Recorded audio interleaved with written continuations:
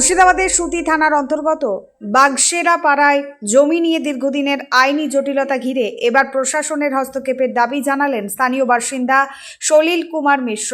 সলিল বাবুর অভিযোগ, হাসিমপুর মৌজার 295 নম্বর দাগ এবং আরএস খতিয়ান নম্বর 193 এর জমি নিয়ে দীর্ঘদিন ধরে বিরোধ চলছে। তার দাবি, ওই জমির একটি অংশ শিব মন্দিরের জায়গা হিসেবে ব্যবহৃত হয়ে আসছিল।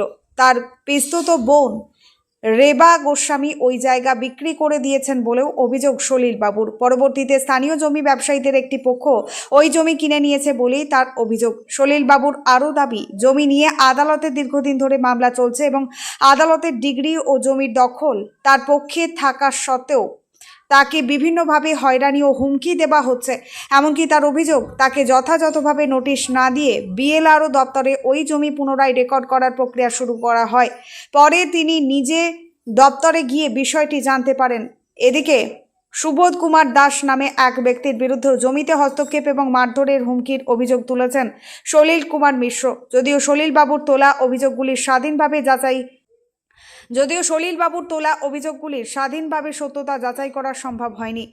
একই সঙ্গে এই অভিযোগ নিয়ে অভিযুক্ত পক্ষের বক্তব্য এখনও পাওয়া যায়নি। দীর্ঘদিনের জমি সংক্রান্ত জটিলতা এবং কথিত হুমকির হয়রানির কারণে তিনি মানসিকভাবে বিপর্যস্ত বলেই দাবি করেছেন। তার আবেদন, আদালতের নথি ও ভূমি দপ্তরের রেকর্ড খতিয়ে দেখে নিরপেক্ষ তদন্ত করা হোক এবং প্রশাসন দ্রুত হস্তক্ষেপ করুক। পাশাপাশি নিজের ও পরিবারের নিরাপত্তা নিশ্চিত করার জন্য মুখ্যমন্ত্রী ও প্রশাসনের কাছে আবেদন জানিয়েছেন সলিল কুমার মিশ্র।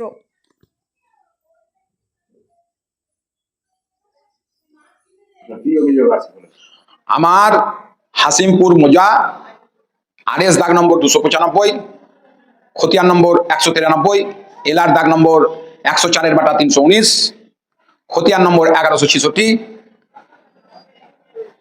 দহার পাহাড়ের দোষ মোহাম্মদ, পিতা আব্দুল রশিদ 2011 সালে ঠাকুরের সম্পত্তি শ্রী শ্রী যজ্ঞেশ্বর মহাদেব দেব ঠাকুরের সম্পত্তি রেবা গোস্বামীর কাছ থেকে রেবা গোস্বামী নিজের পার্সোনাল সম্পত্তি বলে দলিল করে নেয়।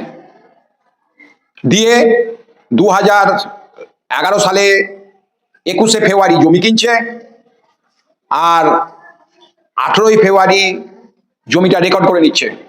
সেই রেকর্ড আমি বিএলআর অফিসকে বলে বিএলআরও মিস কেস করে রেকর্ড কাটে এবং আমি জঙ্গিপুর কোর্টে 18/2011 মামলা করি।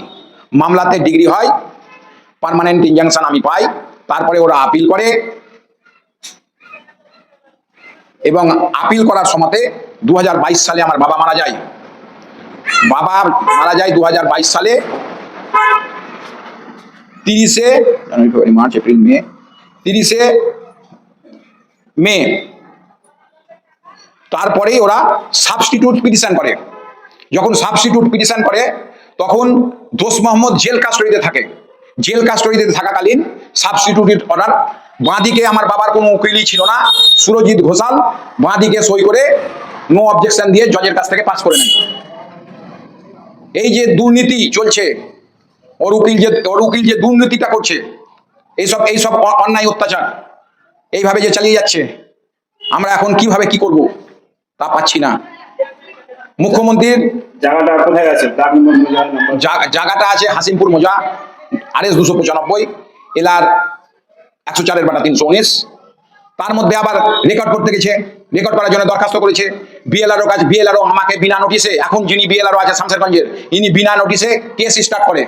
আমি বিএলআরওকে যেয়ে বলি 2024 সালে কেস স্টার্ট করে, কি 25 সালে, আমি ডেটটা ঠিক আমার মনে আসছে না, আমার কাছে অর্ডার শিটের কপি টপি সব আছে। বিএলআরওকে যেয়ে বলি যে স্যার, আপনি আমার বাবা রেকর্ডের সেবাইত, আপনি আমাকে বিনা নোটিশে কিভাবে আপনি রেকর্ড করছেন? দিয়ে বলছে যে আপনি 23/10/2025 আমাকে বলছে ডেট আছে, আপনি আসবেন। সুবোধ কুমার দাস, আরেকটা ল্যান্ড মাফিয়া, আমুয়ার সুবোধ কুমার দাস, ও আবার জায়গাটাকে আপনার কি বলে পাওয়ার অফ অ্যাটর্নি মূলে নিয়ে এই করে বেড়াচ্ছে এবং হাইকোর্টে আমার বিরুদ্ধে কেস করে। ওম নারায়ণ রায়ের ঘরে আমার বিরুদ্ধে কেস করে এবং সেই কেসে আমার ডিগ্রি হয়। আমি একটা মরা গাছ পড়ে গেছিল, আমি কেটেছিলাম এবং শামশেরগঞ্জে বড়বাবুর কাছে গিয়ে বলেছিল, বড়বাবু আমার কাগজপত্র দেখে বলছে যে না, তোমার কাগজপত্র ওকে, তুমি গাছ উঠিয়ে নাও, অসুবিধা কিছু নাই। এবং এই যে এইভাবে অত্যাচার করছে ল্যান্ড মাফিয়ারা, তো এইভাবে অত্যাচার করার জন্য আমি একটা নিরীহ মানুষ, আমি কিভাবে কি করব ভেবে পাচ্ছি না এবং মাননীয় মুখ্যমন্ত্রীর দৃষ্টি আকর্ষণ করার দরকার। ওই জন্য আমি এই চ্যানেলের মাধ্যমে বলতে চাই।